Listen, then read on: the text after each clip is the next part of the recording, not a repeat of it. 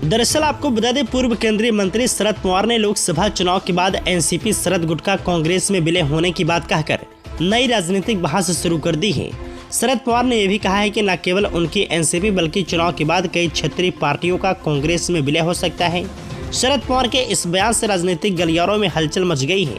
कांग्रेस के वरिष्ठ नेता और महाराष्ट्र के पूर्व सीएम पृथ्वीराज चौहान ने कहा कि कोई भी क्षेत्रीय दल कांग्रेस में शामिल होगा या नहीं, यह लोकसभा चुनाव के नतीजे पर निर्भर करेगा। वहीं प्रदेश के डिप्टी सीएम देवेंद्र फडणवीस ने भी पूरे मामले पर तंज कसा है। वहीं आपको बता दें, पृथ्वीराज चौहान ने यह भी बताया कि शरद पवार से उनकी आखिरी मुलाकात सतारा में हुई थी।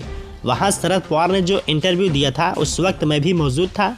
उन्होंने कहा था कि कांग्रेस और एनसीपी के बीच कोई मतभेद नहीं है, कांग्रेस से हमारा कोई वैचारिक मतभेद नहीं है।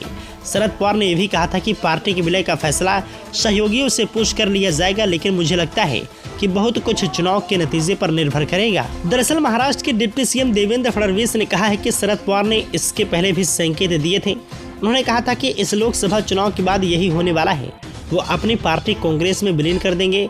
तो वहीं महाराष्ट्र में विपक्ष के नेता विजय वडेट्टीवार ने कहा कि कांग्रेस गंगा जैसी है, निरंतर बहती है, इसका निर्णय हाईकमान लेगा।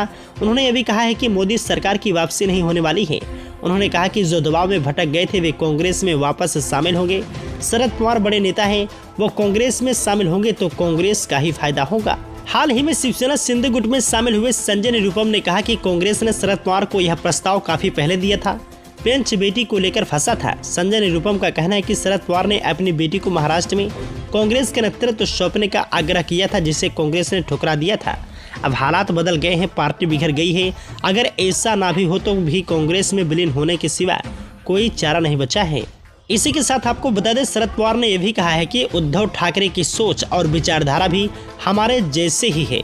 हम समान विचारधारा वाले लोग हैं, साथ मिलकर काम करते रहेंगे। शरद पवार ने प्रधानमंत्री मोदी पर भी हमला करते हुए कहा कि आज की तारीख में राजनीतिक दलों में बहुत ऐसे लोग हैं जो उनको पसंद नहीं करते, देश का मूड उनके खिलाफ है। शरद पवार ने कहा कि इस बार का चुनाव पिछले दोनों लोकसभा चुनाव से अलग है। इस बार युवा वर्ग विपक्ष के साथ है।